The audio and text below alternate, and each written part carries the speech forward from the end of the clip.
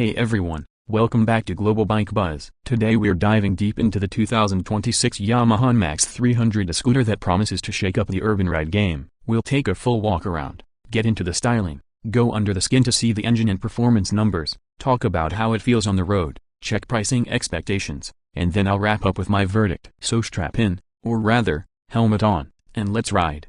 When you first lay eyes on the 2026 NMAX 300, it feels like Yamaha has tried to blend sharp modern aesthetics with familiar Max DNA. From the front, the face of the scooter is bold. You get dual LED headlights with aggressive contours, clean daytime running strips integrated into the design, and a slightly pushed forward nose that gives a sense of forward momentum even while stationary. The front apron flows smoothly into the leg shield, giving good wind protection and a cohesive look. The front fender is slim but functional, hugging the front wheel closely, and the fork tubes are decently sized, suggesting Yamaha wants you to feel confidence when pushing in corners.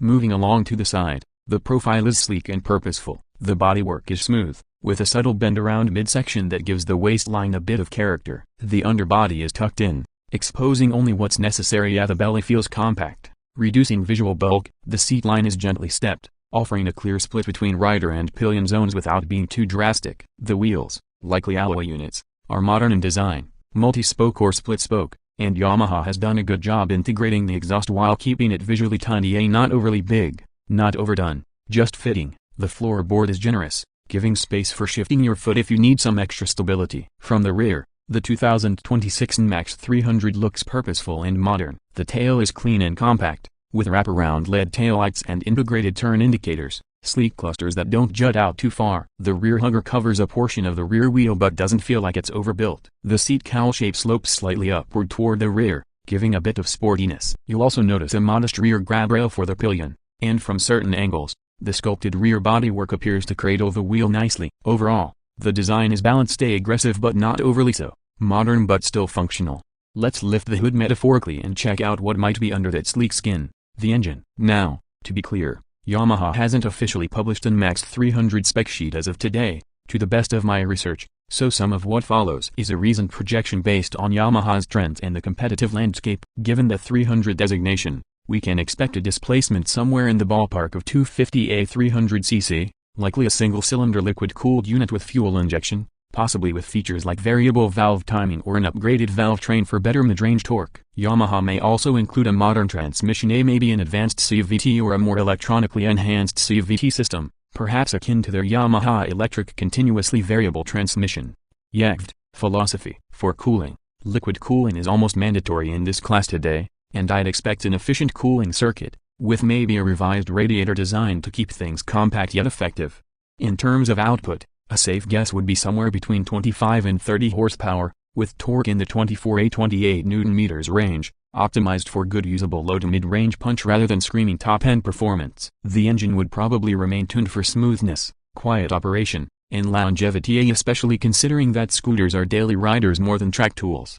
Also, I'd expect modern engine management: a ride-by-wire throttle, multiple ride modes, maybe a city mode for smoother throttle and fuel economy, and a sport mode for sharper responses, and possibly a form of engine braking adjustment. Yamaha might even introduce electronic aids like traction control, especially if they're pushing toward premium in this segment, which is an emerging feature even in smaller capacity scooters.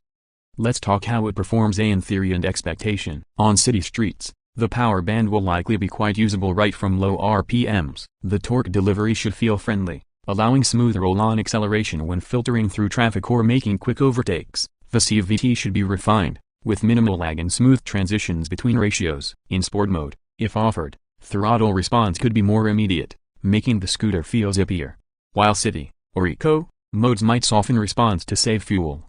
When you push it harder, taking to open roads or highways, at the 300cc displacement gives more headroom than smaller scooters, so you may find it holds up in the 110 km/h range, maybe even a bit more, depending on aerodynamics, weight, and tuning. It won't compete with full-on motorcycles, but for a maxi-scooter, it should feel capable and confident. Suspension: we can expect telescopic forks up front and a monoshock or twin shocks, depending on Yamaha's design choice. Damping and travel tuning will be key. Ideally, Yamaha would soften things just enough for comfort while retaining firmness for corners. Braking will likely be dual disc with ABS as standard, or possibly even more advanced systems, giving solid stopping power. The handling should be nimble in the city but stable at higher speeds thanks to decent wheelbase and frame rigidity. Tire size and sidewall profile will also contribute. I'd expect a somewhat balanced setup, not too skinny, not overly fat, to preserve agility.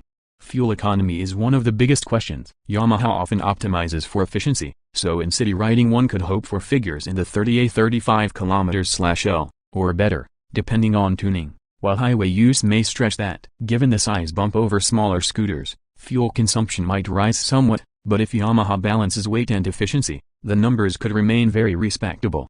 How about what this thing might cost? Again, since the 2026 NMAX 300 isn't officially released, or at least widely documented, right now, we'll lean on projections and market comparisons. In many markets, going from a 150A 160cc scooter to a 300cc variant often raises the price significantly, perhaps 20–40% more depending on features, localization, and import taxes. If a 155cc NMAX today sells for, say, mid to upper premium scooter pricing, the 300 version might edge into a higher tier. For example, in Australia, the NMAX 155 ride-away price is $6,599 . If we scaled it upward for a 300cc version with extra tech, maybe you'd see something like $8,500 to $9,500, or even more depending on options. In Europe, you might see a negation 7,500, a negation 10,000 depending on market, taxes, dealerships, and optional extras. In Southeast Asia or emerging markets, local production could reduce costs, but import tariffs may elevate them. Ultimately, I'd expect the 2026 NMAX 300 to be positioned as a premium scooter with pricing to match a not cheap, but offering value through features, performance, and brand. Let me sum up with my take. The 2026 Yamaha NMAX 300 has the potential to be a significant evolution. The styling is aggressive yet functional, blending modern LED lighting and clean bodywork that's both aesthetic and aerodynamic. The side profile is sleek, and the rear is neatly finished. Underneath, if Yamaha delivers a strong single-cylinder liquid-cooled engine with a refined CVT, multiple ride modes, and efficient cooling, this scooter could shine in both city and open road scenarios. I expect the ride to be smooth and usable in everyday traffic, with decent punch for passing and highway stretches. Braking, handling, and suspension will be critical. Yamaha has the pedigree to nail those. Fuel economy will likely remain competitive for the class. The likely higher price tag is a trade-off, but in the premium maxi-scooter segment, riders might be willing to pay for technology, comfort, and brand reliability. So is it worth considering? Yes, especially if you want something more capable than a small commuter scooter but still compact enough for city life. It could hit a sweet spot for riders who demand versatility. That said, until we get full specs, test rides, and real-world reviews, there's some risk, so I'd reserve final judgment until I can ride one myself.